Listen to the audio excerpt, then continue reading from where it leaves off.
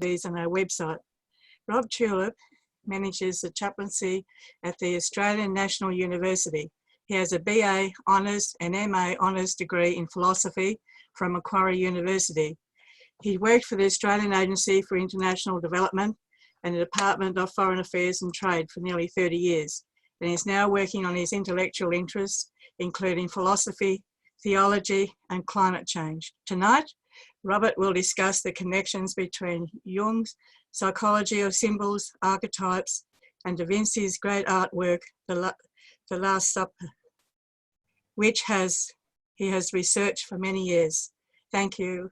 And Rob, you can take over. Thank you very much, Jean.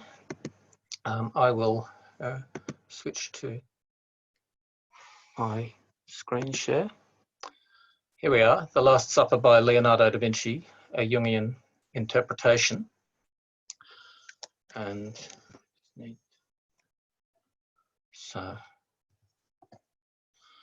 so thank you everyone for joining this discussion this evening. I'll just speak for the first hour and then encourage you to join in an open discussion for the second hour.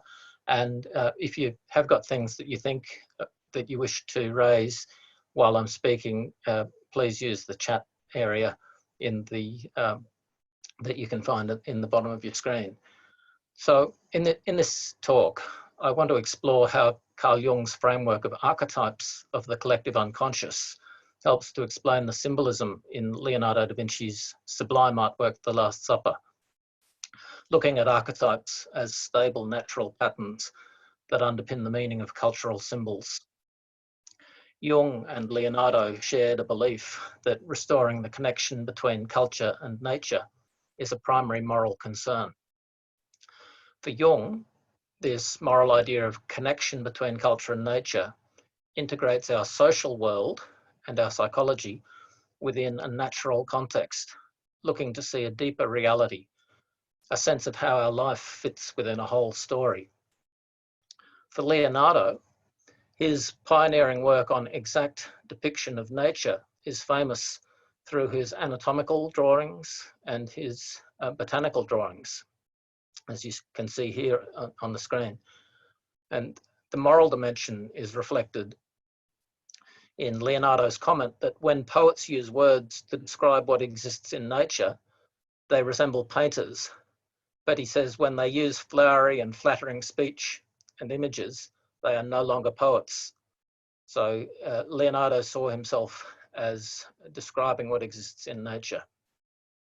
And like Carl Jung, Leonardo insisted on grounding cultural ideas in natural observation. And that's the interesting theme that I will pick up in terms of The Last Supper. And one result of that approach is to shift the paradigm of religion away from supernatural revelation and towards a basis in evidence. These ideas have a redemptive quality about the importance of evidence and accuracy, being true to nature. And that's an idea that we can find in the gospel as well, with the claim that knowledge of the truth will set you free in the Gospel of John. Leonardo saw truth in modern terms as empirical fact, rather than in the religious tradition of revelation from God. And similarly, Jung found the story of the whole by placing our symbolic ideas in a rational scientific framework. It's an endeavour that can help to save the world from the dangers of delusion and fantasy. The Last Supper is recognised as one of the greatest artworks of all time. It dramatically depicts one of the central tragic moments of the Christian passion story, when Jesus tells his disciples that one of them will betray him, and he identifies Judas as the culprit.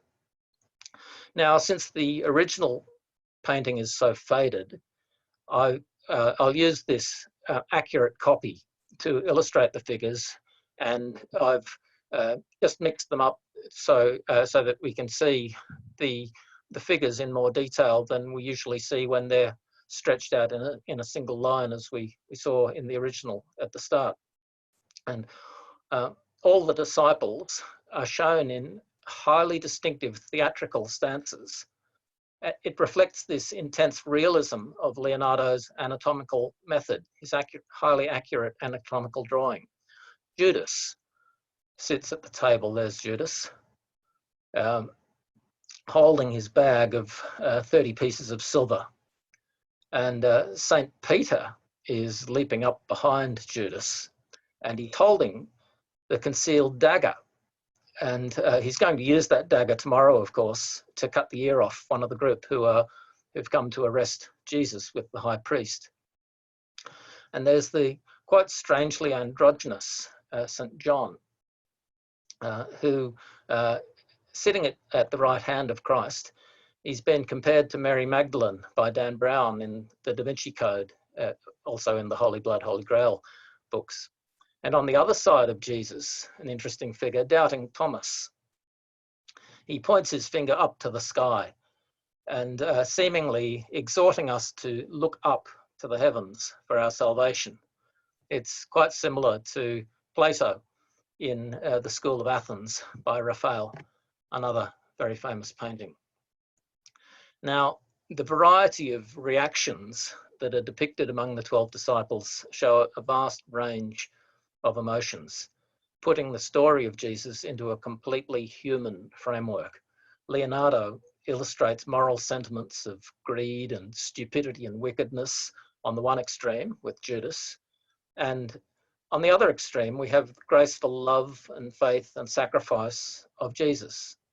There's a whole existential spectrum between those extremes. We see indignation and bewilderment, analysis, shock, comfort, rancor, piety, care, anger, as the disciples are reacting to this simple but unbelievable news from Christ about Judas. But this great painting is not just a historical story. It also contains an eternal message about how our life on earth is connected to the stable patterns of the cosmos. That's the hypothesis that I'm going to present to you this evening. As I will explain, this cosmic message is just as empirical as Leonardo's anatomical method, but far more controversial, reflecting a subtle and profound commentary on religion. Now, before developing this analysis of the Last Supper, it's useful to note some other examples of common archetypal patterns described by Carl Jung. There are the gender archetypes, the male and female energies and symbols that are pervasive throughout society. And they were central to Jung's analysis of personality types with his concepts that he termed the anima and the animus. And similarly, archetypes of age. Jung discussed figures such as the wise old man, the wise old woman, the eternal youth, and relationships, archetypal relationships, the mother, father, brother, sister, child, friend, perhaps the enemy, and characters, the hero, the fool, the savior, and our conscious sense of identity, our ego, also generates an unconscious archetypal shadow.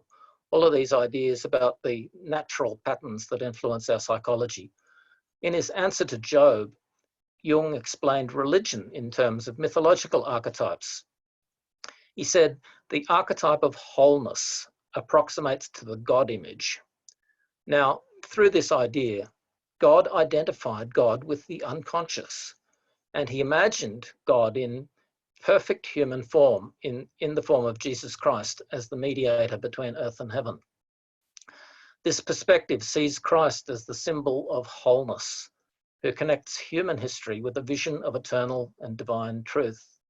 Jung saw this theme of the embodied presence of God on earth in the life of Christ as a primary example of the archetype of wholeness, which resides primarily in the collective unconscious.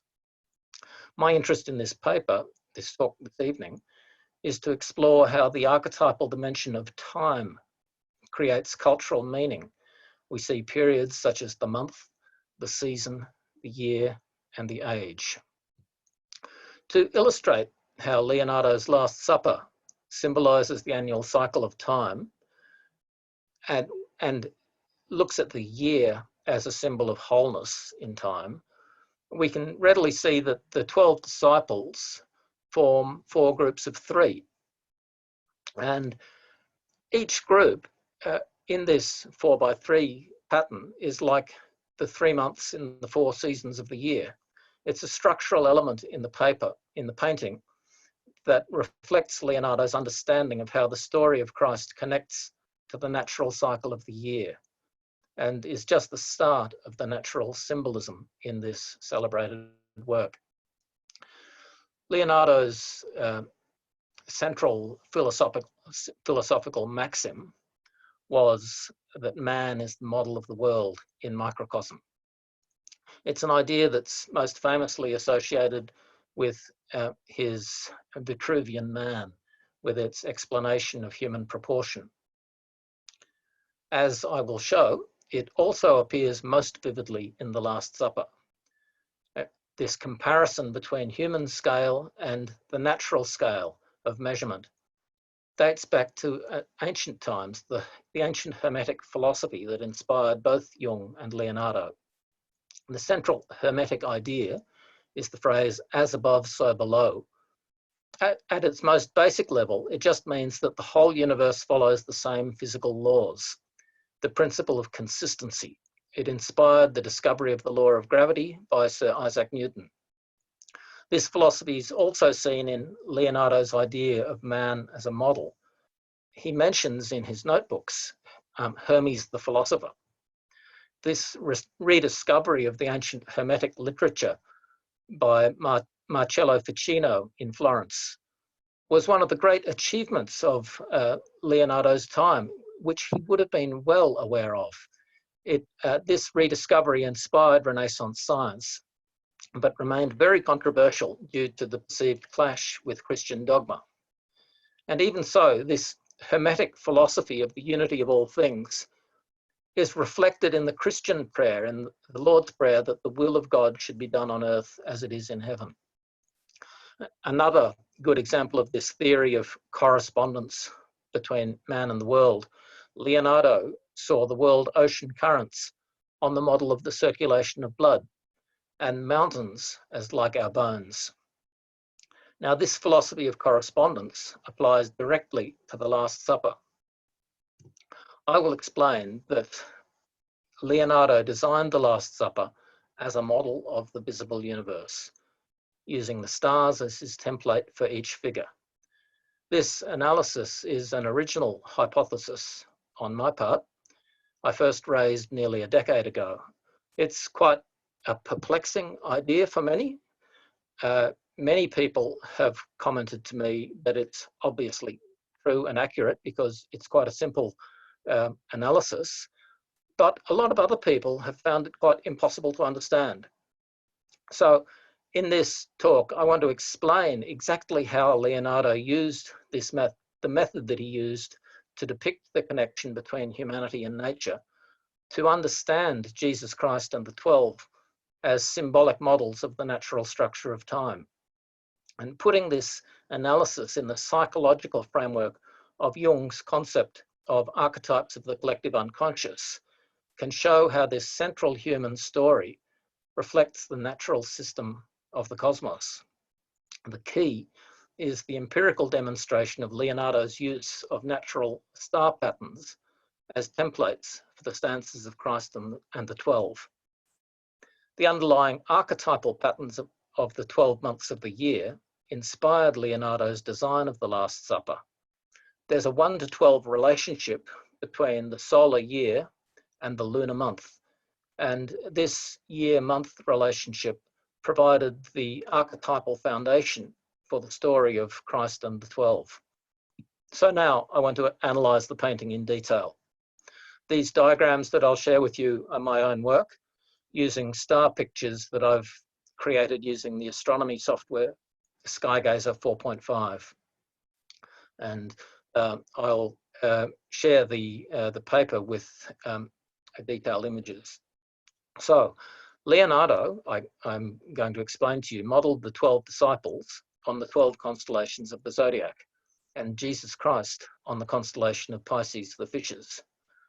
beginning with accurate observation of the visible star positions as his template, he artfully designed each figure to display key features of these star shapes in order, from right to left, reflecting the annual path of the sun. This analysis reflects Leonardo's viewpoint from Italy 500 years ago, and it still applies today because the stars have barely changed position since then. So we see the disciple Simon standing at the right end of the painting. In this picture, you see him in furious dispute with Thaddeus. They both have their hands in quite unusual rhetorical poses, while Matthew, the third member of their group, seemingly implores them to notice what's happening between Jesus and Judas in the main part of the meal. So we have this stellar template hypothesis, and these figures symbolize the 3 months of spring, when the sun travels through the constellations Aries, Taurus, and Gemini. So on this hypothesis, we should expect to find the shape of the stars in the constellation Aries, which is the first zodiac star group used in the stance of Simon. The constellation Taurus is the second group, and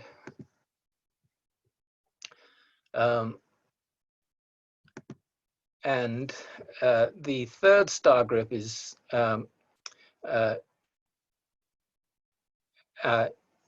of Gemini, should be the template for Matthew. And indeed, this is precisely what can readily be seen. So let's go through them one by one. Let's see. Aries. Aries has 3 main visible stars, 1, 2, 3, plus a few smaller stars. And they're joined, as you see here, at an angle of 150 degrees. And we see that this main shape is exactly the same shape as Simon's 2 hands and his forearm in the painting. Moving to our next figure, Thaddeus, we're looking for the shape of the constellation Taurus in this figure. And its main stars are a V shape known as the Hyades around the bright star Aldebaran, and a small circle that we'll all know called the Pleiades, also known as the jewel box. So we see here that Leonardo has painted the hands of Thaddeus in a V shape and a circle, exactly like Taurus. He has even contorted Thaddeus to put these 2 main parts of the constellation of Taurus into their correct relative positions. Next is Gemini, whose visible stars form 2 parallel lines. As predicted, we see that Leonardo has used 2 parallel lines as his template for the stance of Matthew, whose arms and hands are drawn in this shape. Now, this figure illustrates that Leonardo began with the star group as his template, but he manipulated it slightly to fit his artistic objectives. He put, in this case, the 2 lines closer to each other than in the star group. It's a minor change, and it doesn't at all detract from his use of this stellar source. And another factor here is that he may well have wanted to conceal his method in view of worries about political risk. Over the northern summer, the sun travels through the constellations of Cancer, Leo, and Virgo. Looking to find how Leonardo used these star groups in their expected positions, we should first expect to find evidence of the star shape of Cancer the crab in the 4th figure from the right, Philip. And yes, the star group Cancer is shaped like a Y, which is exactly how Leonardo has drawn Philip, with his hands touching his heart. For the first time since in our discussion, this stellar template by Leonardo involves more than the hands and the arms. In this instance, Philip's head forms part of the constellation Y shape with his pose of devoted concern.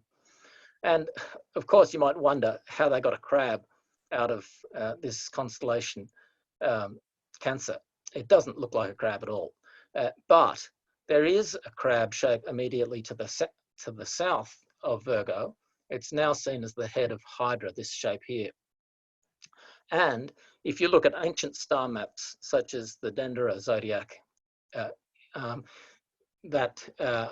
that's where you see the crab. But the change appears to have been based on the requirement that the zodiac constellations have to be exactly on the path of the sun. A digression. The next figure is James. He appears to be reeling back in shock at the news from Jesus of the expected betrayal. So how has Leonardo used the star group, in this case of Leo, the lion, for James? There's again some artistic distortion here, like with Matthew, but we do see that the distinctive question mark of Leo's mane, the lion's mane, forms the design of James's hands. The sixth star group is Virgo, the Virgin, and Leonardo has incorporated the shape of this constellation in the raised hand of St. Thomas, with index finger pointing to the heavens. Perhaps it's a clue from Leonardo, inviting us to decipher his composition method, telling us just look up to see the visible stars of the sky in order to find the meaning of the painting. Now, before returning to the central figure of Jesus Christ, we continue through the 12 disciples. On my hypothesis, the third group next to Christ on the left side of the painting should be expected to use the stars of autumn for their design. Now, the three zodiac constellations for autumn are Libra, Scorpio, and Sagittarius. We therefore expect to see St. John, St. Peter, and Judas Iscariot resembling those star shapes. The first of these is Libra the Scales, and it's one of the faintest zodiac groups with just 5 low magnitude visible stars. As predicted, these stars form the same shape as the clasped hands, arms, and head of St. John.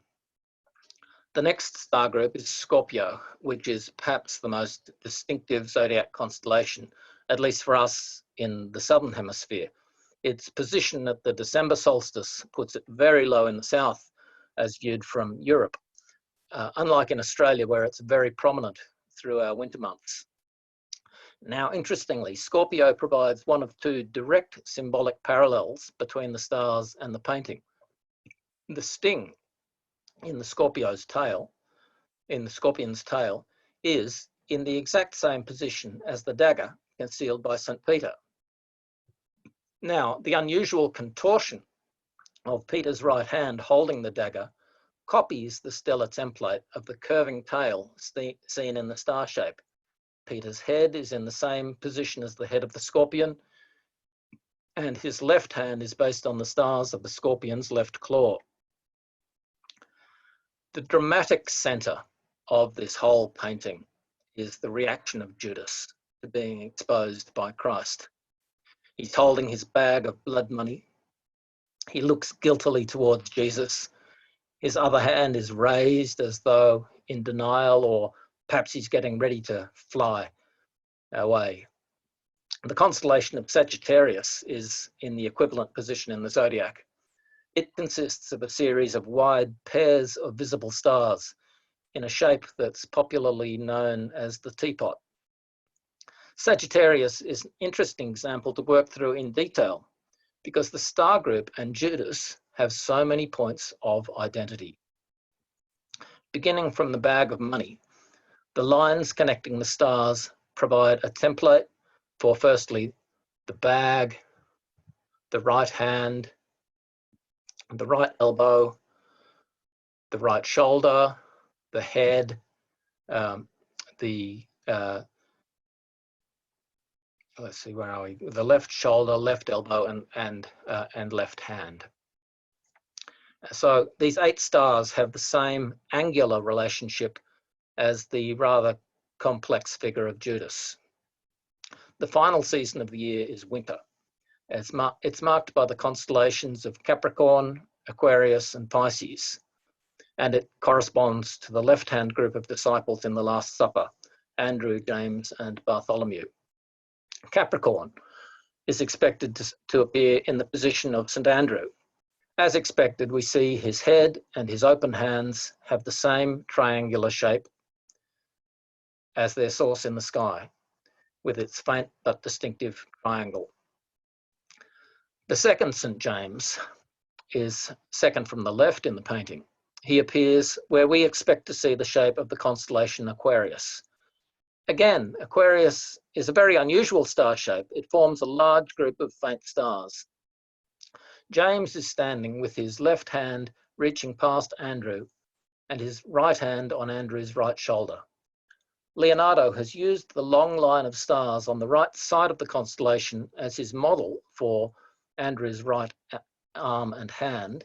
He's used the distinctive small Y-shaped group at the star group's head as James's head, and the stars of the Aquarius water jug for Andrew's left hand.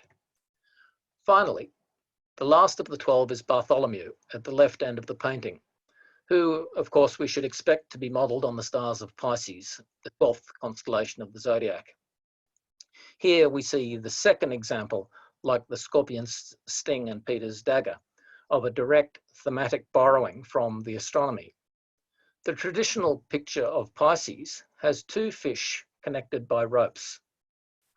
The star that joins the two line of rope stars, we can see it up at the top here, is called al-rishi, which translates as the knot or cord. Now, when we look at how Leonardo has depicted Bartholomew, we see he has placed a distinctive large knot tying his rope in the exact position of the knot star. Bartholomew's robe, his knot connects two lines of fabric that match the star lines in Pisces, and his hands are drawn on the model of the fish shapes in the sky. The central point of the whole painting, of course, though, where Leonardo has placed the famous perspectival focus based on the architecture of the upper room, is the head of Jesus Christ. So, how would Leonardo depict Christ in the stars? It shouldn't surprise us that Leonardo has chosen the constellation Pisces as his template for Jesus Christ. His overall triangular shape is modelled on this constellation. Christ's his right hand has fingers that make a circle, modelled on the Pisces star group known as the circlet, or the second fish, while his upturned left wrist and open hand match the star shapes of the first fish. This Pisces theme reflects the abundant fish imagery about Jesus, such as the ichthos Christian symbol. Now, we can return to Jung. His book, Aeon, comments extensively on Christian fish symbols. Jung says Christ was born as the first fish of the Pisces era, and through the procession of the equinoxes, the spring point moved into the sign of Pisces and thus inaugurated an age in which the fish was used as a name for the God who became a man, who had fishermen for disciples and wanted to make them fishers of men, who fed the multitude with miraculously multiplying fishes.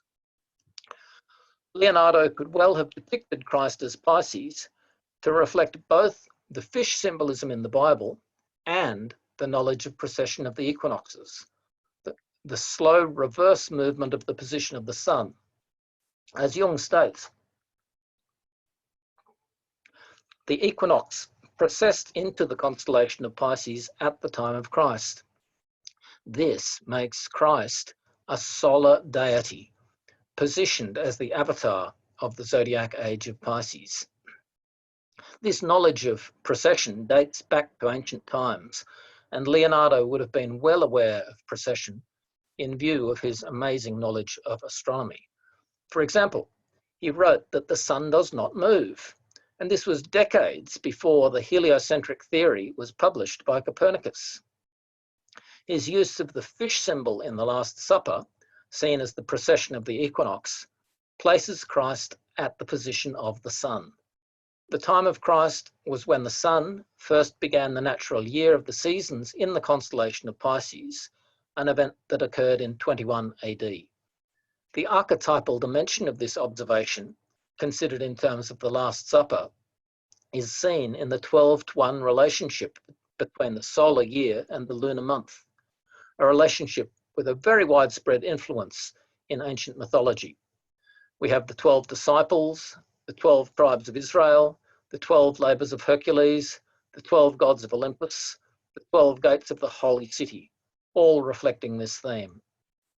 Considering Leonardo's intentions against Jung's archetypal framework, his depiction of Christ using the stars of Pisces reflects this idea of Christ as allegory for the sun. As well, the crossing of the equinox point into Pisces was a unique moment when the stars and the seasons were in harmony, explaining the archetypal Alpha and Omega symbolism of Jesus. The theme running through this whole analysis is that natural patterns are reflected in Christian myths. The rhythm of the seasons operates both in our conscious awareness and in our collective unconscious, supporting the mythological framework for Christian festivals such as Christmas and Easter. Analysis of unconscious factors in this natural cycle can help to connect the scientific and the religious worldviews, developing a rational framework for the meaning of mythology. Now, supernatural theories are implausible, but that does not mean that religion lacks meaning. Rather, it calls us to develop natural interpretations of the stories of faith. Jung explored such language in symbolic terms, seeing biblical stories mainly in terms of what they say about the collective unconscious, and therefore what they mean for us today, rather than just assuming the stories describe actual historical events. The Last Supper is a sublime example of the natural religious perspective shared by Leonardo and Jung, their belief that connecting culture with nature creates a redemptive path toward a state of grace.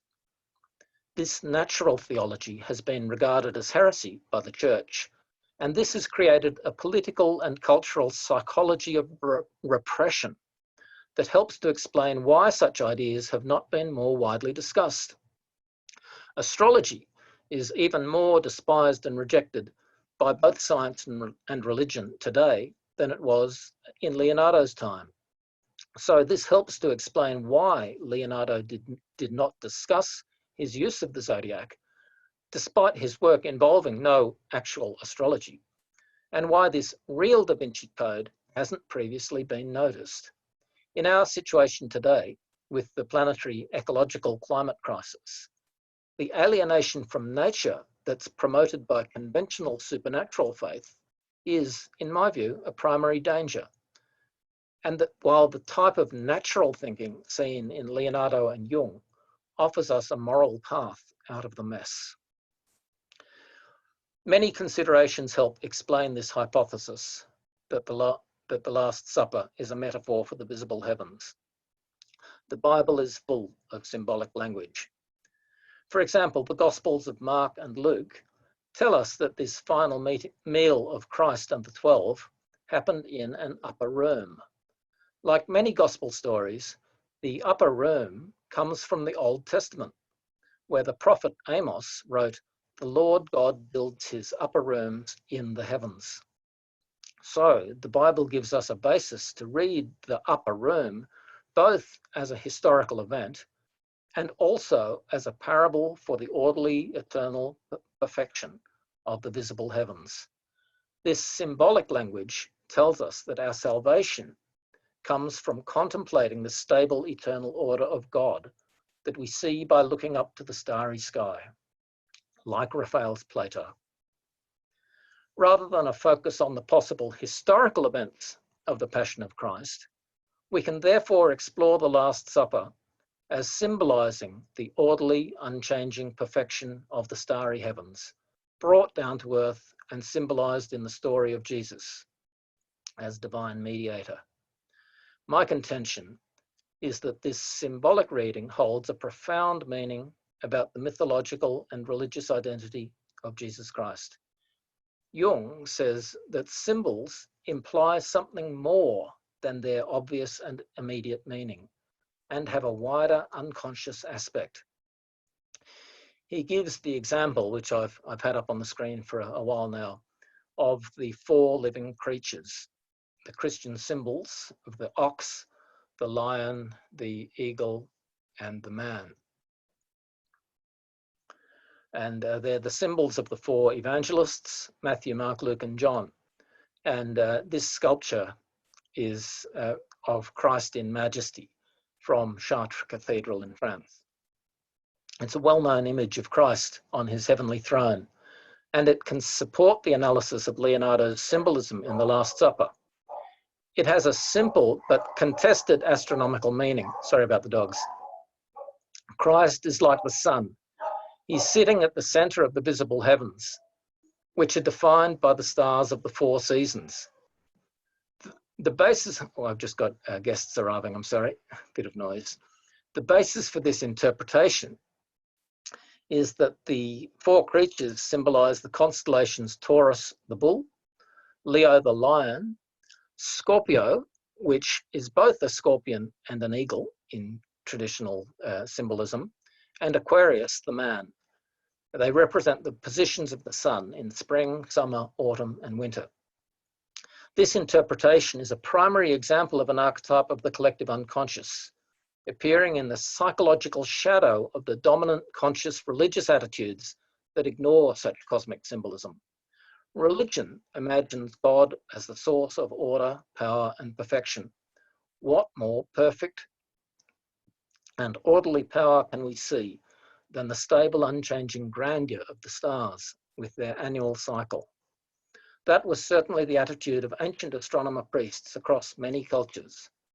Looking deeper, psychological analysis of this image can readily see the underlying symbolism of the orderly pattern of the seasons, helping us to imagine the infinite and eternal glory of God.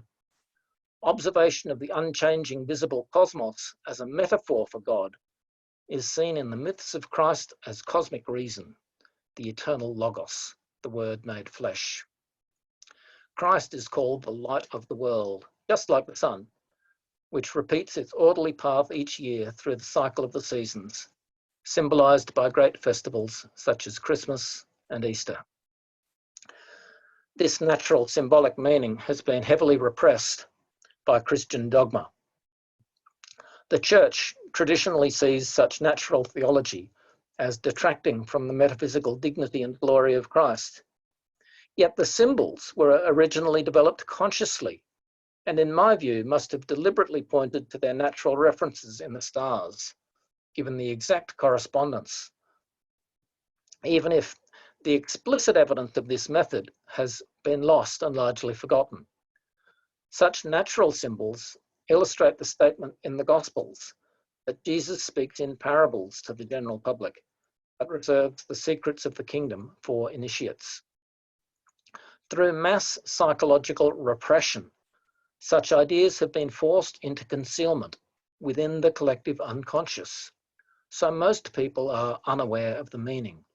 Yet, as Freud said, repressed material is indestructible and inevitably returns to consciousness in some way. To say today that the four living creatures represent the visible stars meets doubt from many in the Church, illustrating how our connection with the natural order of the cosmos, the source of the archetypes of the collective unconscious, has been forgotten and repressed.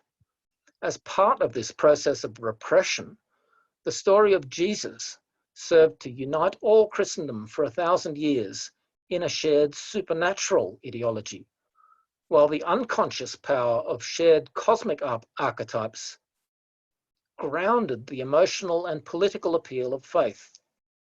Jung sought to bring these unconscious symbols into conscious awareness, pointing to a possible future reform of Christian faith. He saw such natural meaning as a way to overcome the separation between spirit and nature, instead looking to ground our culture in direct scientific observation. In his essay, The Structure of the Psyche, Jung said, "Ordinary everyday facts, which are eternally repeated, create the mightiest archetypes of all." End of the quote.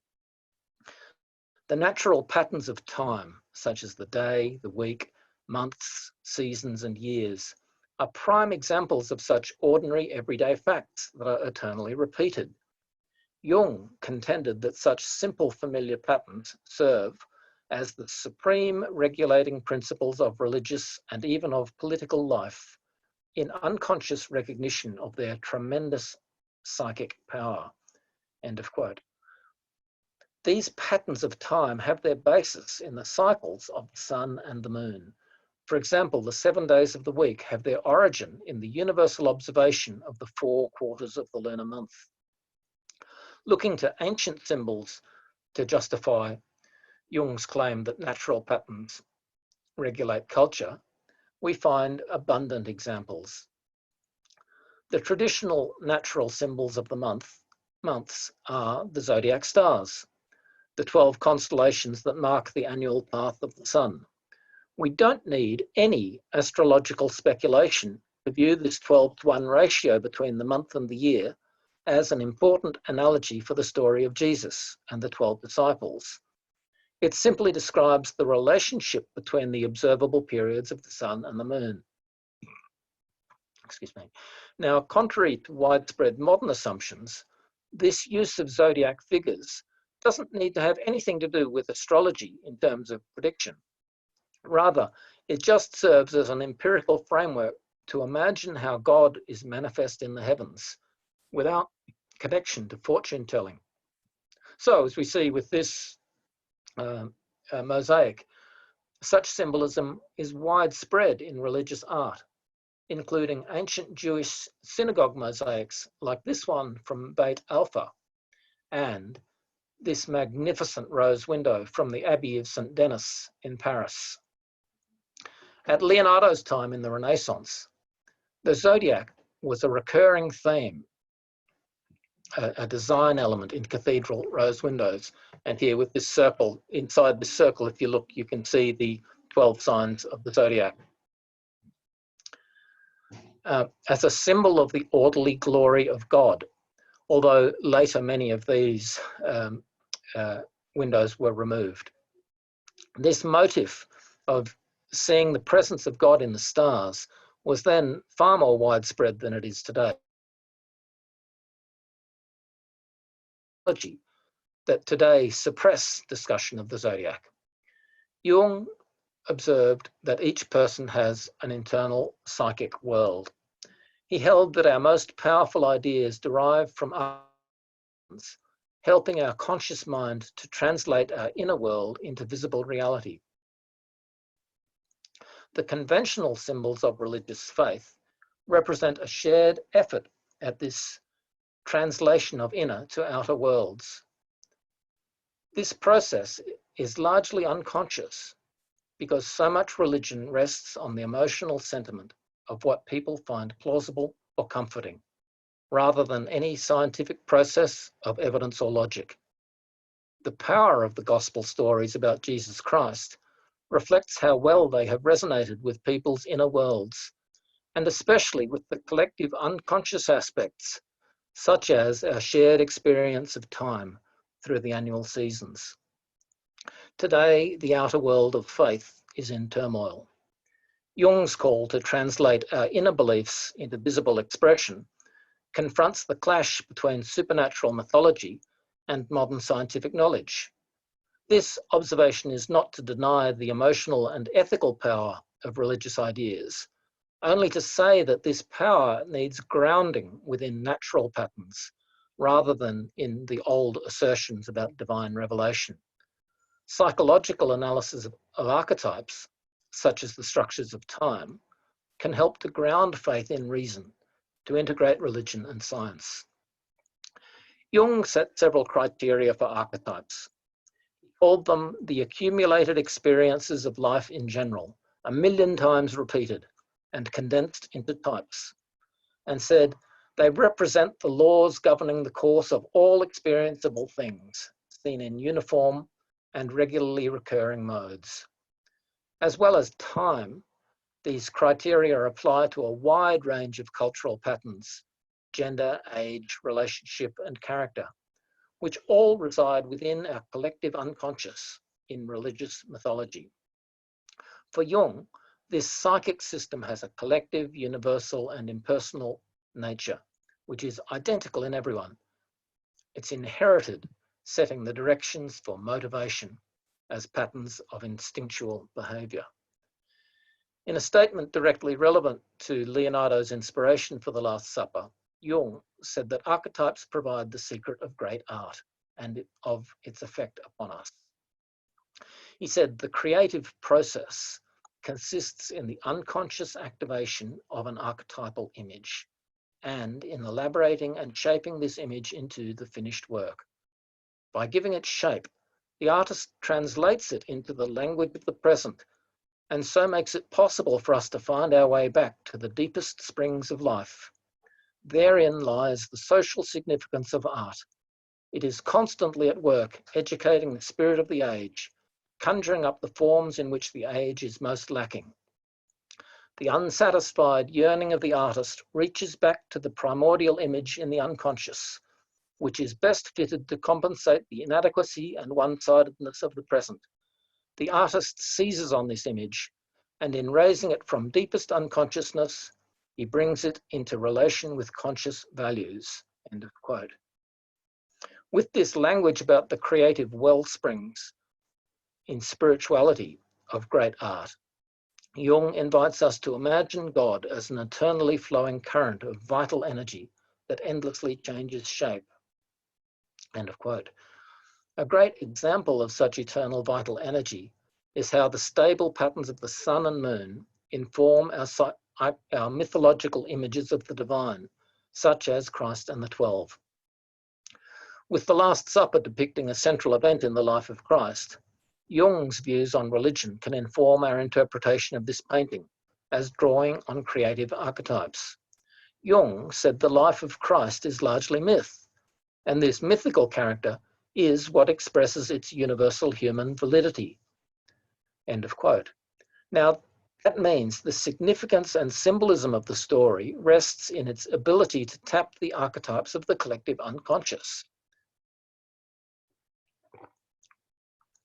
That archetypal dimension doesn't mean by itself that the stories in the Bible were invented, but rather Jung describes Christ as an example of how the archetype can take complete possession of a man and determine his fate down to the smallest detail.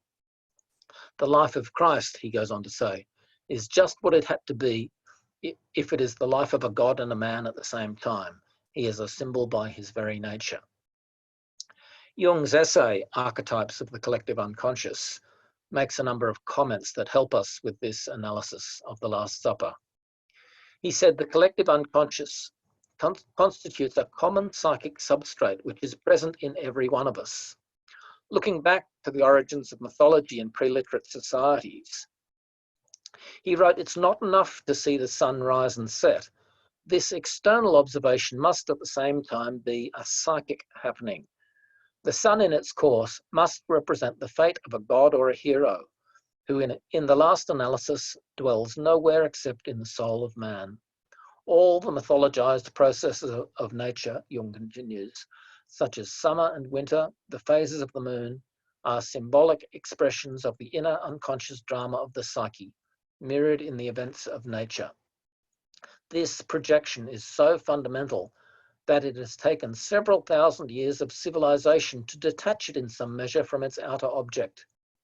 That is, that our stories have been detached from their natural origin.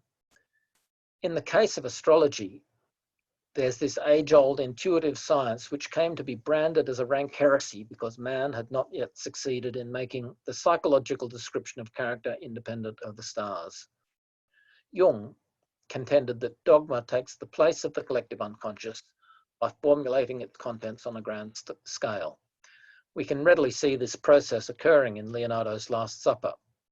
We have the dogmatic story of Jesus and the 12 disciples, reflecting the collective unconscious awareness of the relationship with the 1 to 12 pattern of the sun and the moon in our calendar.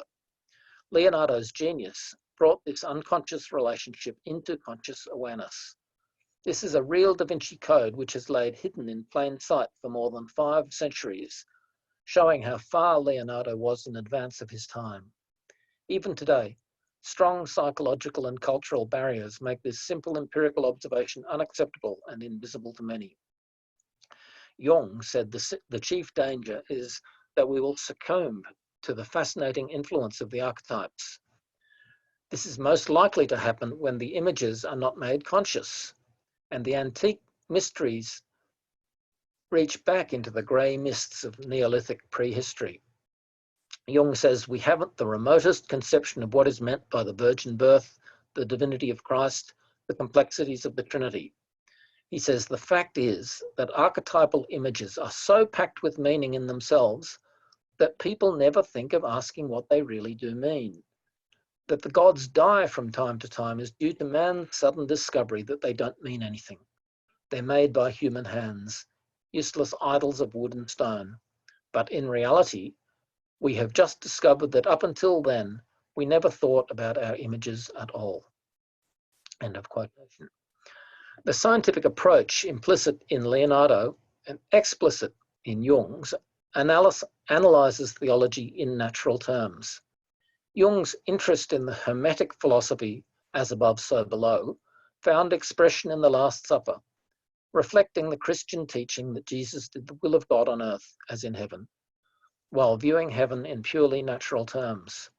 Natural theology, reconciling ideas with observation, is rejected by conventional religion, but was at the foundation of the emerging scientific cosmology of the Renaissance. For Leonardo in Florence at the end of the 15th century, this reflowering of ancient wisdom provided an important element of the new focus on evidence and logic as the highest values.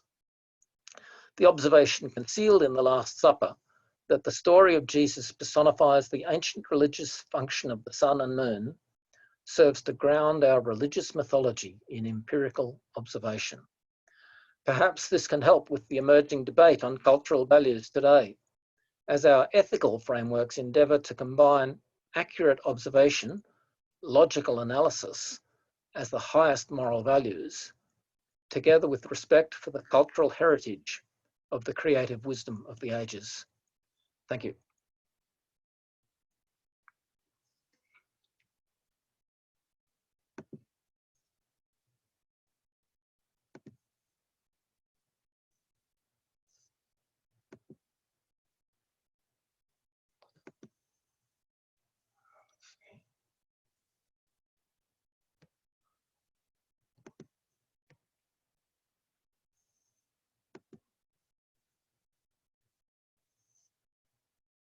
I'm trying to work. Sorry, I'm just trying to work out how I unmute people. I have somebody saying something in chat.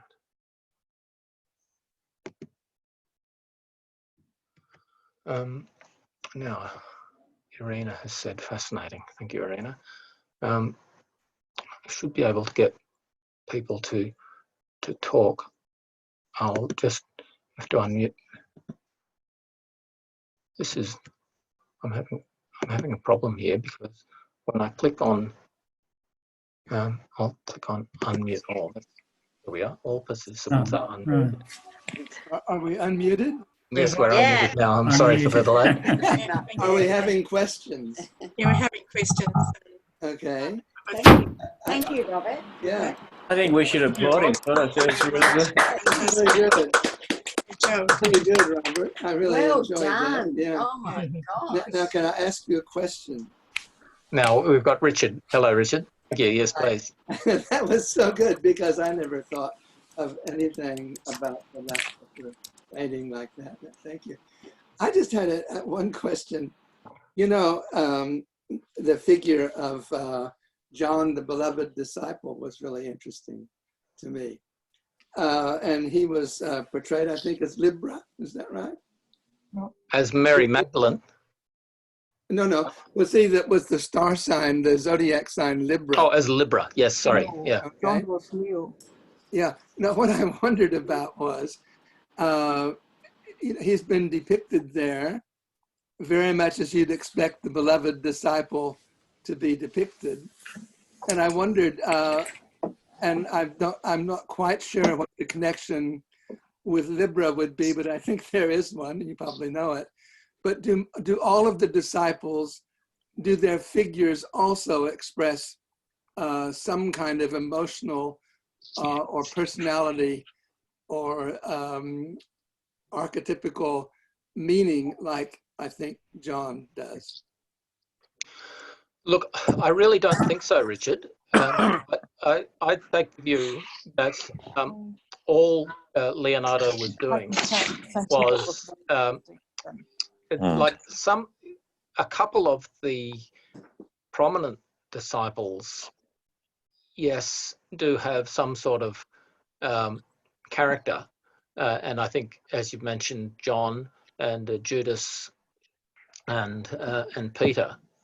But beyond that, there's not really very much personality for them, and I think that they're really more just as representatives of one of the 12, rather than with distinct individual personality traits.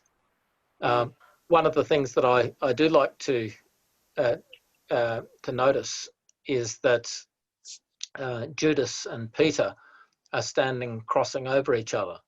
So so Peter's head is to the right of Judas's head, while his body is on the other side. And so I do think that there is this sort of a symbolic relationship between Peter and Judas. But I don't really associate those with the astrological meanings of the constellations of Sagittarius and Scorpio in that example. I mean, you can raise this sort of idea of, well, John was somehow very balanced, but that's I think that's just marginal. Yeah, it is kind of sad, I think, to me anyway, to see that they look like a bunch of Italians with only one Near Eastern person who's Judas, who's depicted as dark and black-haired, whereas in reality, they all would have probably looked much like Judas. Oh, I don't think so. I think that, yeah, true. Can I ask a question? Elmer's? Yes. First of all, I thought it was kind of really fun, but couple of things. Maybe one is, how did you come up with this idea? I'll tell you how I came up with it. A friend of mine on a website called Book Talk, he came up with a depiction of the Last Supper in which he used a pantheon, and he had in his new pantheon he had figures like Superman and Horus. In the place of Jesus, he had Cthulhu from H.P. Lovecraft, and this amazing range of mythological figures. And that was really the first thing that started me looking at the Last Supper. And it was simply, I was just looking back at my online conversation, which it's still up online, about this. And I said, have you tried to think about other combinations that might work? Oh, yes, because what I found was that I encountered an amazing level of resistance to the hypothesis. And that's why when I've presented it to you today, I went through in so much detail in order to explain exactly why I think it's... And there's a couple of other things too, is that these star signs themselves are very kind of indistinct when you look at them. I mean, you can imagine drawing them up in different ways because of the arbitrary connection of which star is connected to which. But also in really, and you mentioned this, that a very long time ago, the stars were actually differently arranged because they do move with respect to each other over long periods. So they would have in archaic times, they would have looked different. Well, that's proper motion, and the fact is that the proper motion since either the time of Leonardo or even since the time of Jesus, that none of the stars have moved far enough to change those basic observable shapes. The movement of by proper motion. So the final thing, I'm sorry to hog this a bit, but the final thing is that if he'd lived in the tropics, if that lot, if the disciples of Jesus said, instead of living in the Middle East, they lived in the tropics, especially in the southern part of the tropics, everything would have been completely different. No, it's all the same. No, because you don't have the seasons in the tropics. You don't. No, but you've got we have the same stars. Wherever you can see this pattern of stars is just the stars that are behind the sun, and they're the same wherever you can see the sun. So you can't see them from the North Pole in the middle of winter. That's right. But, and the seasons are completely different. But it's got nothing to do with, like, this model it actually has nothing to do with the seasons in terms of the heat. All it is about the structure of time for the year, for the the stars that mark the positions of the sun. Where do you think this can go? How can it engage with people?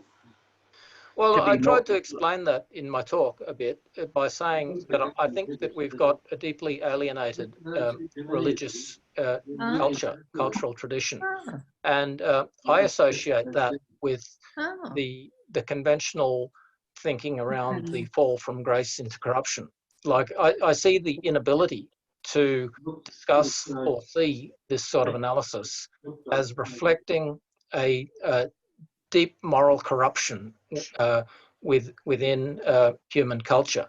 And so the ability to see this, to say that nature provides the template for spirituality, I think it has a really profound moral message. It's not. Robert, I'd like to say to you, Kirsten. the Bible, when you said the Bible is full of symbolic languages, I was very pleased to hear you say that, because there's a lot of Protestant Christians who would disagree with you on that. But I'd like to speak. You turn the blankets on? Yeah. Can anyone hear me? Yes, go ahead. Yes, I'd like to see if there's a link between astrology and the archetypal symbolism that is in the Bible, because there are lots of astrological references in the Bible, in the stories, and I was very pleased to hear you say that, because I think that that's where we could.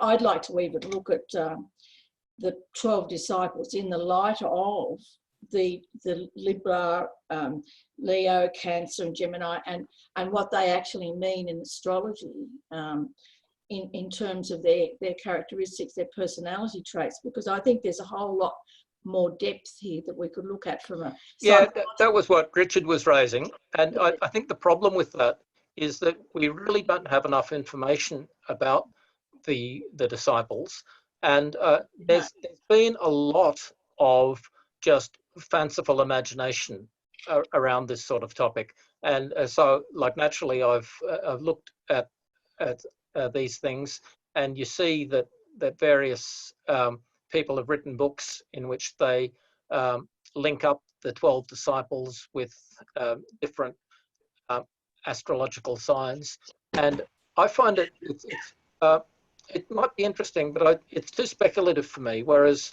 what I'm trying to do is something that's very much grounded in empirical scientific research. Like, I'm just trying to stick with what can be demonstrated very clearly, and not to veer too much into speculation. But that said, I completely agree with you, Kirsten. There's a remarkable amount of astrological symbolism in the Bible that's not known. I was just chatting with some friends today about, you might have heard of the woman with the moon at her feet, at Revelation 12:1. Yeah. And to me, that symbolizes how, when they saw the the Passover moon in Jerusalem in 4 BC, for the last 2,000 years, the Passover moon had always been in the constellation of Libra. And now for the first time, it had precessed into Virgo. And so the Bible says it was a great wonder in the heavens. Now that's one example. Another is the loaves and the fishes. Yeah. The loaves are a symbol of the constellation Virgo, because Spica, the main star of Virgo, represents the ear of wheat, so the spike of wheat. And so we have this new axis that's coming in, that the equinox is, it used to be between Aries and Libra, and then it had precessed into the axis of the loaves and the fishes. And what we're seeing happen today is we're coming to the end of the age of Pisces and nearing the new age of Aquarius. So that whole theme of the age of Aquarius comes up in the Bible with the upper room, where Jesus says, look for a man holding a jug of water and he will show you the way to the upper room. And this, to me, is because the upper room is such a symbolic statement about heaven rather than a place where they're going to eat. It's about saying, look to the heavens, and you can see that when we can look forward thousands of years to when the equinox will precess into the age of Aquarius. So there's this long time frame, 7,000 years of time in the Bible, which I've done a lot of study of this, and especially the 12 jewels of the holy city. The Bible says that they represent the main Orthodox commentaries say that the first jewel is Pisces, the second jewel is Aquarius, and so on through around the 12 in reverse order. And to me, that's a symbol of the 12 ages of the zodiac, that reverse order. I think that's lovely. But could I just bring up just one more thing? Sorry to be holding this. The upper room as being symbolic of the heavens could also, in this instance with the painting, be symbolic of looking up for spiritual nurturance, because it's the Last Supper and the food is there. The food is nurturance and possibly spiritual nurturance by looking up to the heavens, up to the spheres. And I really like the idea of God being a vital flowing energy that doesn't change shape. That to me is one of the best descriptions I've heard of God that I've in anywhere, but because to me God is a vital flowing energy, and I like the way you said that. So yeah. Well, that was a quote from Carl Jung, and I know. Jung has so many beautiful statements. Yes, yeah. And I think you're absolutely right, Kirsten. That I find that comforting. That everything in the Bible speaks at multiple levels. It does. And and that's where these stories operate as parables. Yes, they have very deep meaning, and we need to look at what these different levels of meaning may be. Yeah, sure. Thank you. But anyway, thank you. It was fascinating. There's a lot of food for thought. Are you going to post your notes up on the up for some, or you're going to make them available? Yes, that'd be good. Thank you. And Robert, is this being recorded? I know. Yes, I'm recording this. Yeah, that's fine. So I'm planning to put it up in public. So you can let me know if you're unhappy about that. So mind your language, everyone. Yeah.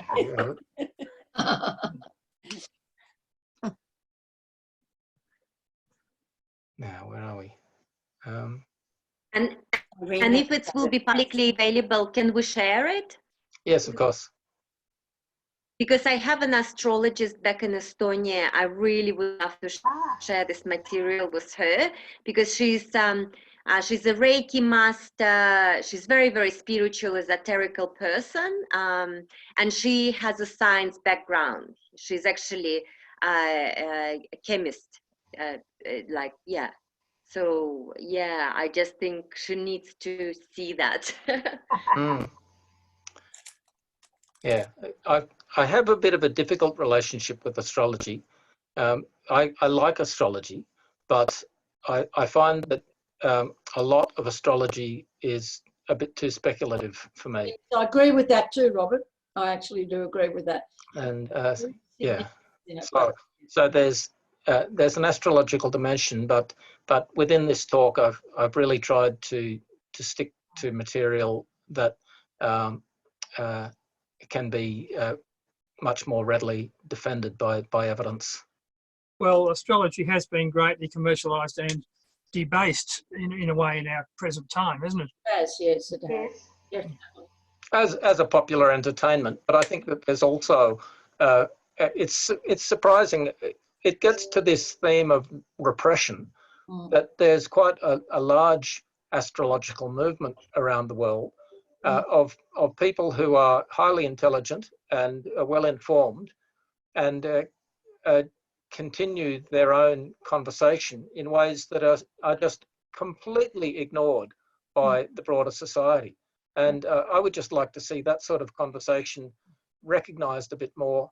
You know, we hear the Dow Jones index on the news every morning, and we never hear anything about the position of the planets. No, we do not.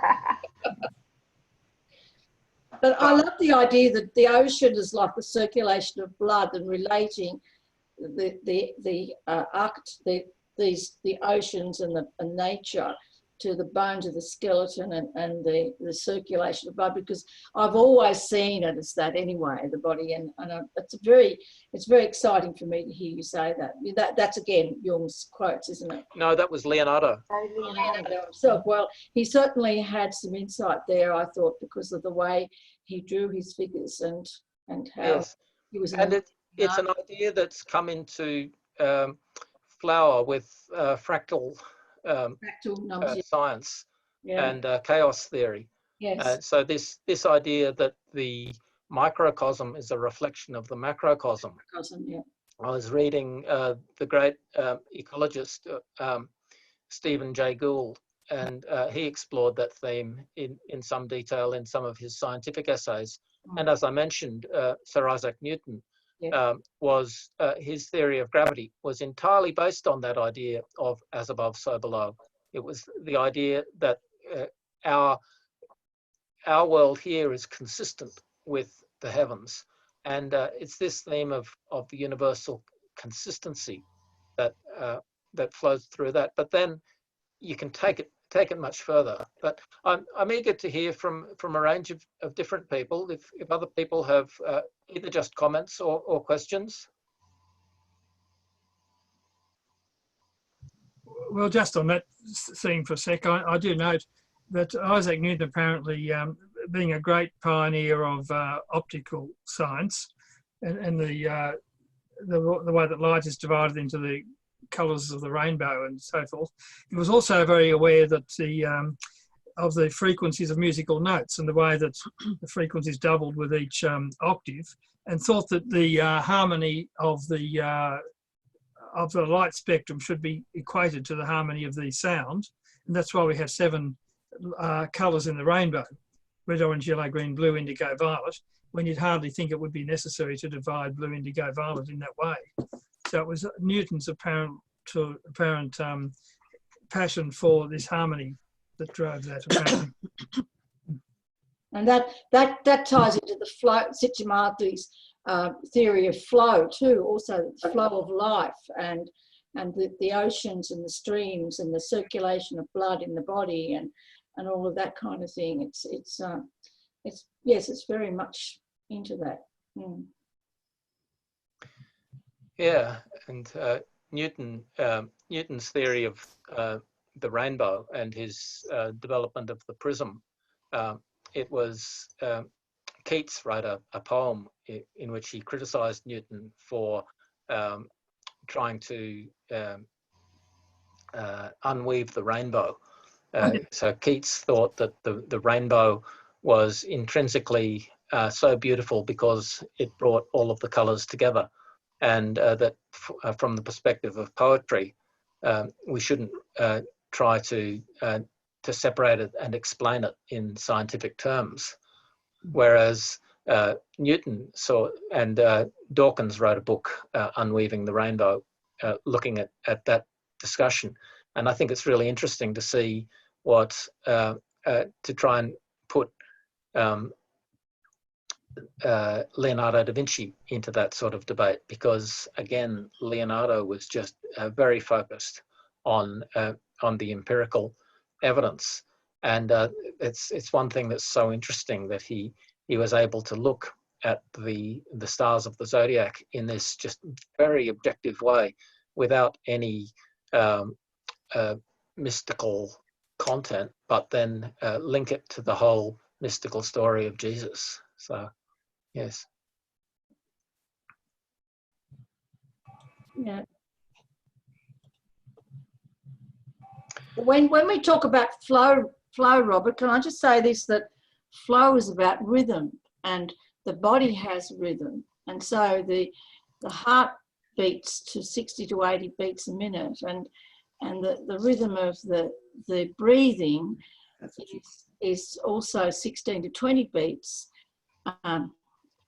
Beats, yes, and that's actually in music translated into 4/4 rhythm, which is march time, which is an interesting concept, because we soldiers march to time, and Bach even talked about that. You know, how time defines our reality and helps us to stay grounded in the reality that is nature.